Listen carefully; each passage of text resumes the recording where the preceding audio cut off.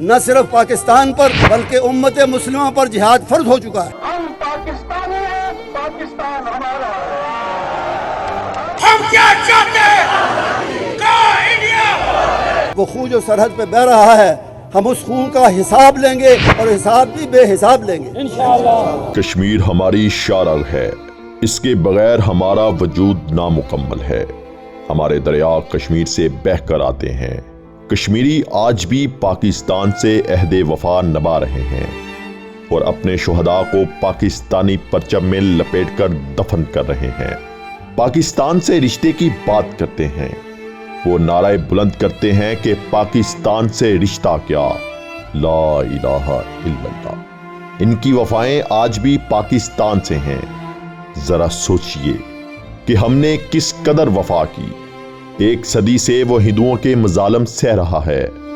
مائیں اپنے بچوں کی لاشیں اٹھا رہی ہیں، جوان عورتیں اپنا سہاگ اجڑتا ہوا دیکھ رہی ہیں، معصوم بچوں کو دردناک اذیت دے کر قتل کر دیا جاتا ہے اور باحیا عورتوں کی عصمت دری کی جا رہی ہے۔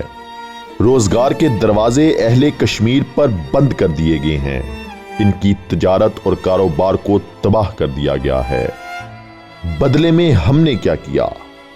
کشمیری قیادت کو گرفتار کر لیا جاتا ہے، نوجوانوں پر تشدد کیا جاتا ہے، لیکن ہم نے کیا عملی اقدامات کیے؟ ہم زبانی باتوں سے آگے نہ بڑھ سکے۔ ہم دعوے کرتے رہے، تقریریں کرتے رہے، نعرے لگاتے رہے، خاموشی اختیار کرتے رہے، اپنی زبان اور آنکھیں بند کر لی۔ کوئی بھی ظلم و ستم کا ایسا حربہ نہیں جو بھارتی درندوں نے کشمیری عوام پر نہ آزمایا ہو۔ ہندو بنیا اخلاقی اقدامات کو نہیں سمجھتا، بلکہ وہ ڈنڈے کی زبان سمجھتا ہے۔ اقوام متحدہ بھی کبھی یہ نہیں چاہے گا کہ کشمیری مسلمانوں کو آزادی مل جائے اور پاکستان مکمل ہو جائے۔ جناب وزیر اعظم صاحب، ہمیں اس کے لیے پوری قوم کو اکٹھا کر کے ہندوؤں کو میدان کارزار میں شکست دینی ہوگی۔